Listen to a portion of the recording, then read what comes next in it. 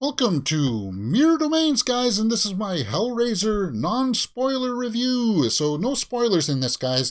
Hellraiser is out on Hulu today, October 7th, and I watched it this morning, and I got to tell you this. It was one of my most anticipated movies of the year, and it didn't really disappoint. Now, it does have its flaws, so we'll talk about that. But don't worry, I'm going to talk about this in a way that it's not going to spoil too much. Let's go over to the IMDb and see what the synopsis reads.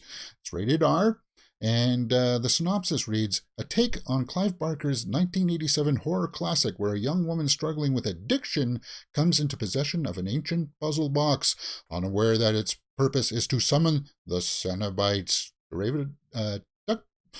Directed by David Bruckner.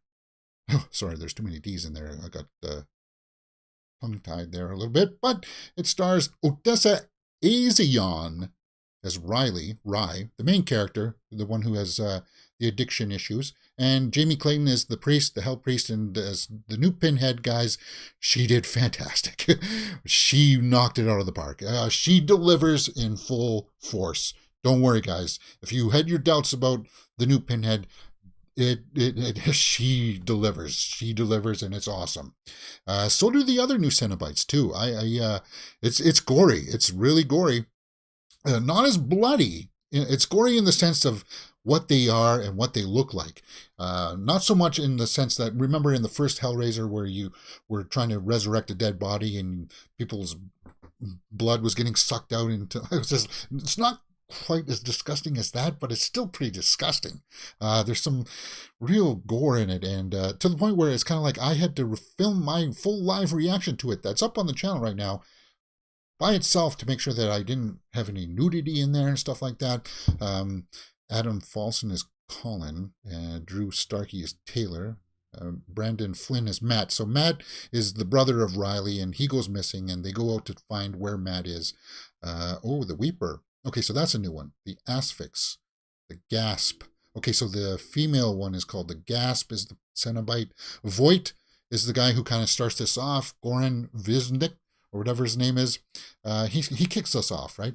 He kicks us off, and he starts pretty much everything in motion with the box that we see in the trailers. And yeah, so the box has different configurations, right? There's Goran right there. He plays Voight, and he's basically like almost like the curator of it, and he like uses it to summon the Cenobites, and he like offers them sacrifices and stuff like that. And then the box ends up in the hands of Riley. Oh, this trailer is just basically from the opening scene. So there's Riley there. She gets the box, and this movie is definitely rated R. And for just cause, because they use a lot of the nudity and stuff like that. I think because, you know, that Hellraiser and previously was like they were going for that BDSM kind of thing, that fetish. So I think they were trying to put us in that mode by having like some of the characters themselves having relations, having, you know, adult situations, because it's going to be reflective in the movie, because they start off with pleasure, with pleasuring themselves, and then that pleasure becomes pain later on with Pinhead, with the Hell Priest, and boy it does. So I enjoyed it. I enjoyed the pacing of it. Well, let me rephrase that. I really wanted to see Pinhead. I could see that some people out there may not like the pacing because it is a little bit slow to get going. Okay, I'll give you that. I'll give you the fact that it's just a little bit slow to get going. But once it does, and once you start to see the puzzle box in different configurations, oh boy, does it... It just goes like full tilt after that. But it does take time to get there. I think it was like half an hour when the Cenobites first show up. So they spend a little bit of time character developing, and I said that in my reaction. Could it have been tightened up just a little bit? Oh, there's the mask, Chatterer. Yeah. So could it have been tighter in some of its editing, in the pacing, because it did clock in, an hour and 57 minutes. Yeah, I think they could have chopped out a little bit in the of character development in the start, but there are some twists and turns in this, not just from the Cenobites, but from like character choices and storytelling that I was not expecting. It was kind of like, oh, that's kind of nice. I wasn't really expecting that to happen. So it does have some twists and turns in there that do pay off. That's what I would say. Okay, here it is. If you're a Hellraiser fan, you're going to want to check this out. If you're a horror fan, you're definitely going to want to check this out. And hey, if you're mildly curious, here's what I would say. If you want to see it, the first half an hour is kind of a wash, then I would say, but it didn't detract from me. I still liked what Bruckner was doing with this film. It did establish the possibility of more stories to be told now in the Hellraiser universe with these new Cenobites and the new kind of imagination of the lore.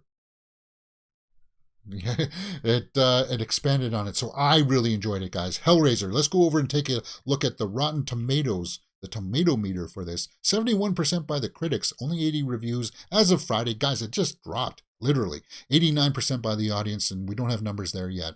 But we'll go over this tomorrow in the Horror Weekly Roundup that we normally do, where we will be talking about spoilers for Hellraiser. So let's take a look at some of the snapshot reviews from RogerEbert.com. Bruckner's Hellraiser evokes Barker's original adaptation in the same way a good cover song recalls its source material, with love, intelligence, and inevitability crushing sort of redundancy. Is that what? What the heck are you talking about, man? It's New York Times says, as an ambitious allegory for the chaos and torment of addiction, Hellraiser works mainly because of Aslan, or Aslan. Is that Aslan? Sorry, it's Aslan, right? Is that an L? Don't tell me that I've been mispronouncing her name throughout everything here. No? That looks like an I to me, right? A-Z-I, like Asian? Yeah, it's Asian. Yeah, don't worry, James. Asian.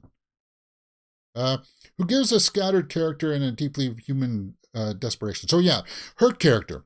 Okay, so let's talk about her character here. Odessa Asian in Hellraiser. She's also in The Inhabitant, which I hear good things from. But you don't really, it's kind of hard to root for her. If somebody would say, well, she hasn't really done anything to win me over, I would agree with that. But I'm not really watching it for her, really. I'm watching it because I want to see the Cenobites and I want to see them rip into people. And they do rip into people, for sure. They definitely rip into people. So if that's what you're looking for, it does deliver in that. As far as the other story, like some people say, well, all of it has to be balanced. Not necessarily. Yeah, the main character, if you were to say that you don't really like her, I wouldn't disagree with you, but I would say this. She does make some very interesting choices as a character towards the end that I did find, once again, shocking. I didn't expect her to do that. So it was kind of like, okay, cool. I like it. Let's take a look at some bad ones here from any big recognizable names. No, from North Shore Movies says, in the end, this Hellraiser just wants to throw a lot of gruesome and bloody scares at the viewer. It's not really scary either. It's just gruesome. It's unsettling, right? If that's all you're looking for, it does the job. Just don't spend too much time thinking about it. That's fair, I suppose. Den of Geek says it takes the most surface-level aspects of the original story and gnarls them into a bloated, forgettable modern horror slog that fumbles the series' mythology. Well, they were trying to reinvent the mythology a little bit, kind of take a little spin on it, and I didn't mind it. It didn't poo-poo all over everything from what we previously had known, either. It didn't.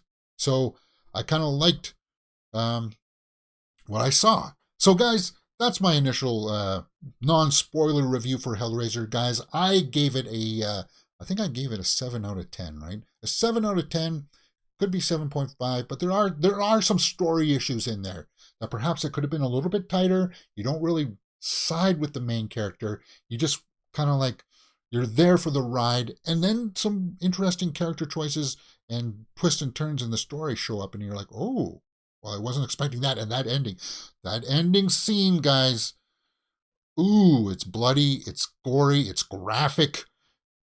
Hellraiser. It's left the door open for more, and I want to see it. 7.5 out of 10. There you go for Hellraiser. All right, guys, join us tomorrow on the Horror Weekly Roundup, where we will be talking about Hellraiser spoilers, and I'm sure you want to see that. If you like what you're seeing, guys, hit that thumbs up button and subscribe right there. Yeah.